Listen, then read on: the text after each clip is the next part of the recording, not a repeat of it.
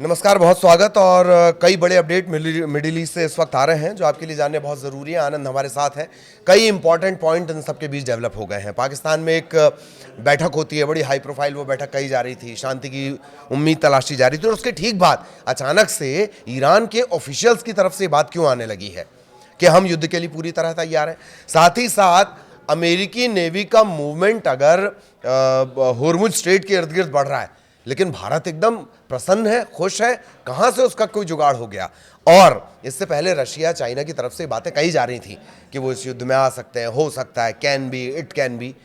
पहली बार वहां से ऑफिशियल्स का बयान आ गया है, पहली बार। इसके मानी समझ रहे हैं आप, ये विश्व युद्ध की तरफ जाने वाली स्थितियां हो जाएंगी। एक एक करके तमाम चीजों को समझेंगे। सबसे पहले आनंद, हम ये समझना चाह रहे हैं, शांति की कोशिश हो रही थी, बैठकें हो रही थी, तमाम तरह की बातें हैं, अब ईरान के राजदूत एक बड़ा बयान दे रहे हैं। बिल्कुल, और ये बयान ऐसे समय पे आया क्योंकि ट्रंप देखिए एक धमकी भरा, एक तरीके से हम बोल सकते हैं कि उनका बयान था कि स्टेट ऑफ हॉर्मुज में नाकाबंदी शुरू होगी यूएस की, है ना। इसको लेकर के कड़ी चेतावनी ईरान की तरफ से आना शुरू हो गया है। आपको भी पता है कि पाकिस्तान में जो बैठक हुई थी वो इस्लामाबाद वाली बैठक असफल रही, और जो प्रयास दिखाया जा रहा था पाकिस्तान की तरफ से कि ये बैठक हम सफल करेंगे और एक तरीके से झंडा गाड़ेंगे पाकिस्तान का कि हमने कराया, लेकिन पाकिस्तान पूरी तरीके से विफल हुई। और इसमें एक तरीके से पाकिस्तान को भी नुकसान सहना पड़ा, क्योंकि सफल हो जाता तो वो चीज़ें कुछ और होती, बिल्कुल बड़ी बात होती। लेकिन अब जो है कि 42 दिन का युद्ध, आपको भी पता है कि 42 दिन तक बमबारी हुई, युद्ध चले, सीज फायर हुआ, लेकिन जो ईरान की शर्तें हैं, 10 पॉइंट की शर्तें हैं, उसको मानना है यूएस को। और जेडी वेंस जब इस्लामाबाद पहुंचे तो ऐसा लग रहा था दोनों तरफों से, या फिर बाकी देशों को भी, पूरी दुनिया को भी लग रहा था कि हो सकता है कि यहाँ पे बात बन जाए, लेकिन बात बनता नहीं है, बल्कि और उलझ जाता है। क्योंकि ऐसा इसलिए हम बोल रहे हैं क्योंकि ईरान के जो राजदूत हैं वो फिर से उसी बात को दोहराए हैं जिसका डर था। वो उनका ये कहना है कि अगर ट्रंप अपने बयानों से बाज नहीं आते हैं तो ईरान फिर से युद्ध करने के लिए तैयार है। और उनके जो राजदूत हैं इराज फरताली, उनका बयान आया है इराज फरताली का। उन्होंने साफ तौर से बोल दिया है कि अगर ट्रंप अपने शब्दों में नर्मता नहीं लाते हैं, थोड़ा नरम नहीं लाते हैं बयानों में, तो उनके लिए नुकसान है। क्यों नुकसान है? क्योंकि आपको भी पता है 42 दिन के युद्ध में कभी भी ईरान पीछे नहीं हटा, लगातार हमले किया। और यही कारण था कि ट्रंप जो है कि सीज फायर को लेकर के इतने उतावले हो गए थे कि यूएस, रसिया, चीन, या फिर हम बोले यूरोपीय कंट्री जो हों, या फिर हम कह लें नाटो देशों हों, सबसे वो संपर्क साधने की प्रयास किए कि कैसे भी करके युद्ध खत्म कर दिया जाए। युद्ध रुक गया है, लेकिन फिर से वही मामला शर्तों वाली, उसी पर मामला अटका हुआ है। रह गई बात, आप जो बात बता रहे हैं कि भारत बड़ी खुश है स्टेट ऑफ हॉर्मुज को लेकर के, जबकि एक तरफ ट्रंप बोल रहे हैं कि नाकाबंदी करेंगे, एक तरफ ईरान बोल रहा है कि स्टेट ऑफ हॉर्मुज में आग भी उठा करके आप देखेंगे तो आपको भारी नुकसान होगा। तो जो ईरान के राजदूत हैं मोहम्मद फतहली, उनका बयान आया हुआ है और उन्होंने साफ तौर से बोल दिया है कि भारतीय जहाज़ों की सुरक्षा आवाजाही हमारी गारंटी है, मतलब ईरान की गारंटी है, और कोई भी टोल वसूली नहीं जाएगी। जो भारत की जहाज है वहां से अब कोई भी, भारत के जहाज़ों से कोई भी टोल वसूला नहीं जाएगा।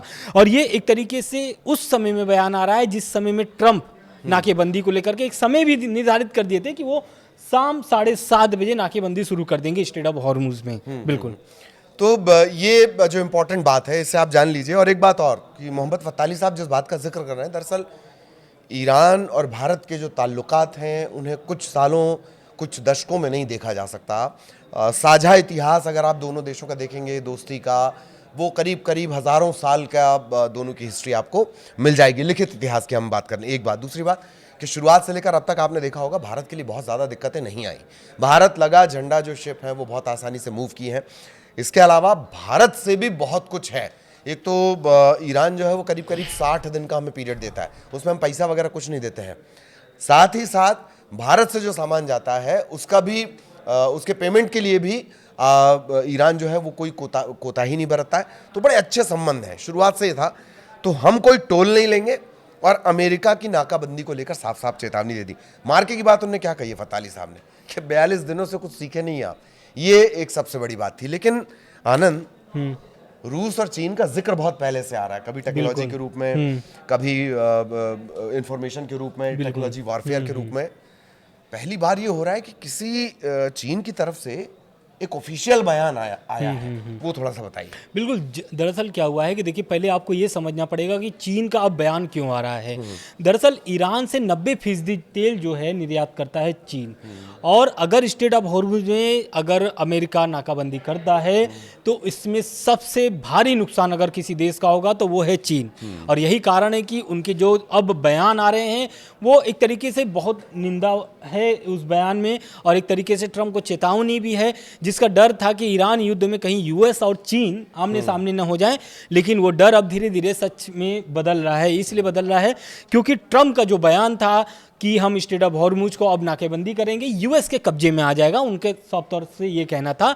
तो उस पर जो चीन के रक्षा मंत्री हैं उनका साफ तौर से कहना है कि अपनी एनर्जी लाइफलाइन को कटते हुए चुपचाप नहीं देख सकते हैं हम, और अंतर्राष्ट्रीय जल क्षेत्र के इस सैन्यकरण को पुरजोर विरोध करेंगे। मतलब जो उन्होंने धमकी दिया है ट्रंप ने, उसका वो पुरजोर विरोध कर रहे हैं, क्योंकि उनकी 90% तेल वहीं से निर्यात होती है, और अगर वो बंद हो जाता है तो इसमें चीन को भारी नुकसान सहना पड़ेगा। यही कारण है कि चीन अब सामने से सीधे से बयान दे करके हमला कर रहा है ट्रंप पर। अब देखना दिलचस्प ये होगा कि जो ट्रंप लगातार दावा कर रहे हैं या फिर धमकी दे रहे हैं, ये धमकी कितना सच हो सकता है। क्योंकि देखिए आप भी देखे हैं कि जितना ट्रंप बोले हैं लगभग उसका 20% तो किए हैं, और आपको भी पता है कि अमेरिकी कितना सेना जो है कि ताकतवर है, ईरान ताकतवर है, लगभग 4 दशक से लड़ भी रहा है यूएस से, लेकिन उसमें भी आप समझिए कि इतने प्रतिबंध के बाद भी ईरान लगातार अटैक कर रहा है। अभी भी 42 दिन के हमले के बाद भी,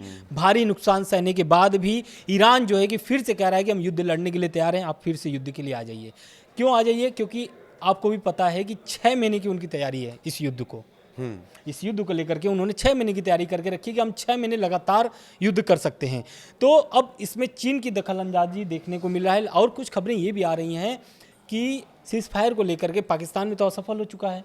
अब जो है कि पुतिन फिर से प्रस्ताव रख रहे हैं कि आप हमारे इस प्रस्ताव को स्वीकार करिए और हम इस मध्यस्थता करके दोनों देशों का सीज फायर कराएंगे, यानी युद्ध खत्म कराएंगे। लेकिन मसला युद्ध खत्म करने का नहीं है, मसला यह है कि दोनों देशों का जो शर्त है कौन झुकेगा। सबसे महत्वपूर्ण बात यह है, क्योंकि वही शर्त जो है 10 पॉइंट की जो शर्तें थी, वही कारण था कि पाकिस्तान में सारी बैठकें असफल रही। बिल्कुल बिल्कुल सारी बैठकें असफल रही। और बात दरअसल ये है कि अब ईरान के पास, ईरान की स्थितियां वो हैं कि आर या पार जैसी स्थिति में वो आ चुका है।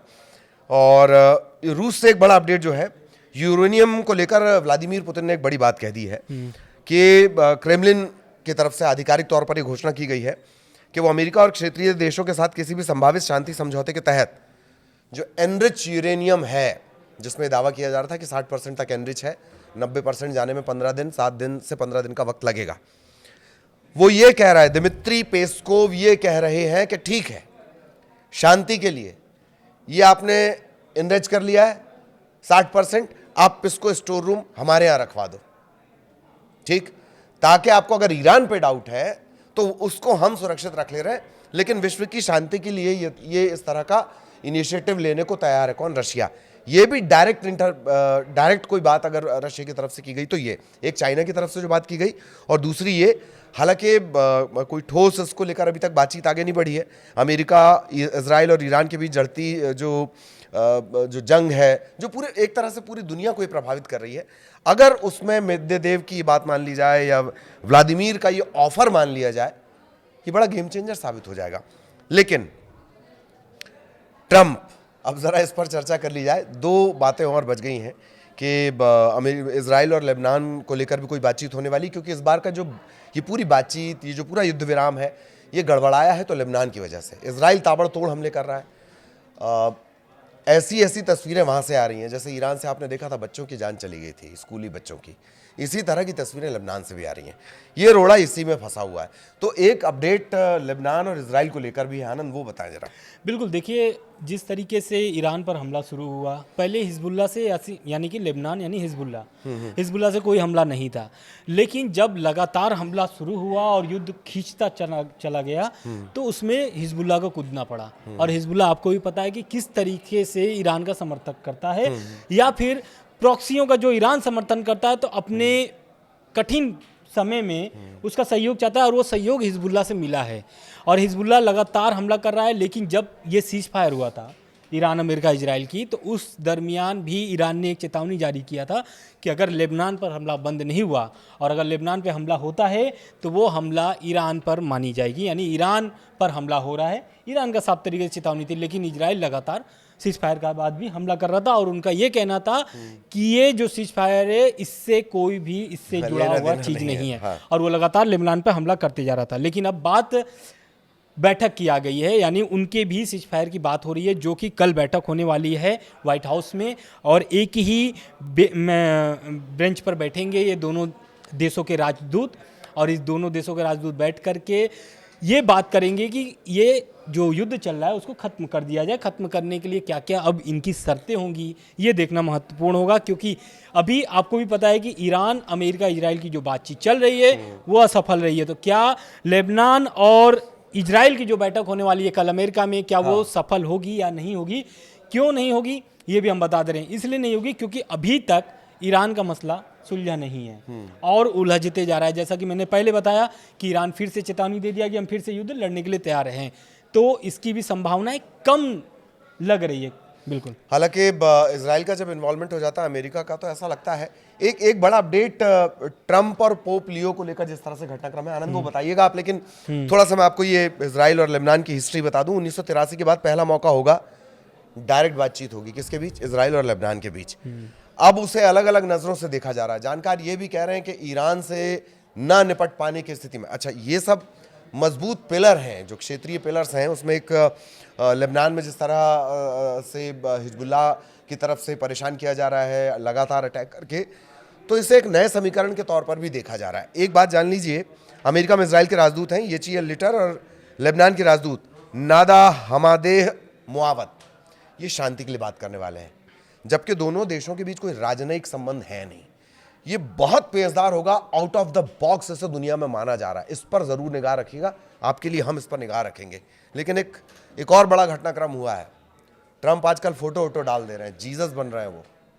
आनंद। बिल्कुल, देखिए ट्रंप की जो पोप वाली जो टिप्पणी थी उस पर ईरान की प्रतिक्रिया आई है, और एक तरीके से ईरान भड़क गया है उस पोस्ट से, क्योंकि उस पोस्ट में उन्होंने ये बताया कि मैं ही जीसस हूँ, मैं ही भगवान हूँ। उसको लेकर के मसूद पेजेश्कियान जो है ईरान के राष्ट्रपति, उन्होंने एक्स पर पोस्ट किया है, और उन्होंने साफ तौर से लिखा है कि शांति और भाईचारे के प्रतीक पैगंबर ईसा यानी कि जीसस की पवित्रता का अपमान किसी भी स्वतंत्र व्यक्ति के लिए स्वीकार नहीं है।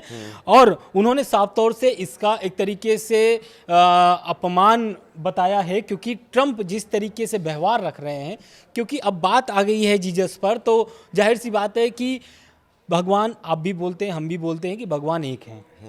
तो ईरान के जो मसूद पेजेश्कियान है, उन्होंने बाकायदा ट्वीट करके उनके इस पोस्ट का निंदा किया है और साफ तौर से बोला है कि ईरानी जनता इसे कभी भी स्वीकार नहीं कर सकती है। बिल्कुल। तो ये है, और जिस पोस्ट का दरअसल जिक्र आनंद ने किया है, जिस बात को लेकर पेजेश्कियान बहुत नाराज़ हो गए हैं, ऐसा नहीं है कि ये पोप लियो से पहली बार इनका पंगा हुआ हो। इससे पहले आपको याद होगा पोप फ्रांसिस को लेकर भी बहुत विवाद दोनों के बीच चला था। किसके बीच? ट्रंप के बीच और पोप फ्रांसिस के बीच। ठीक, वेटिकन सिटी भी इसकी जद में आई थी तब। एक बात। दूसरी बात कि जिस इस फोटो का जिक्र हो रहा है, इसमें वो जीसस की तरह चमत्कार करते नजर आ रहे हैं। बिल्कुल। एक बात और जान लीजिए कि इस्लाम और क्रिश्चियनिटी रूट में जाकर ये एक ही है। ठीक है, समझ रहे हैं आप? रूट में जाकर ये एक ही हैं दोनों धर्म, बाद में जाके इनके पथ अलग अलग हो जाते हैं। और पेजेश्कियान का ये जो, इसे मैं दांव कहना चाहूंगा, पेजेश्कियान बहुत सोच समझ कर ट्वीट करते हैं, इस बात को समझिए आप। बहुत सोच समझ कर उन्होंने ट्वीट किया है, इसे धर्म से जोड़ते हुए, इसे मुस्लिमों से जोड़ते हुए, इसे पूरी क्रिश्चियनिटी से जोड़ते हुए। खैर, तो इसी तरह के अपडेट हम आपके लिए लेकर आते रहेंगे। आज के बड़े अपडेट्स आपने जान लिए, इन पर नजर रखिए। इनसे जुड़ा जो भी आगे फॉलोअप आएगा वो हम आप तक पहुंचाएंगे। नमस्कार। नमस्कार।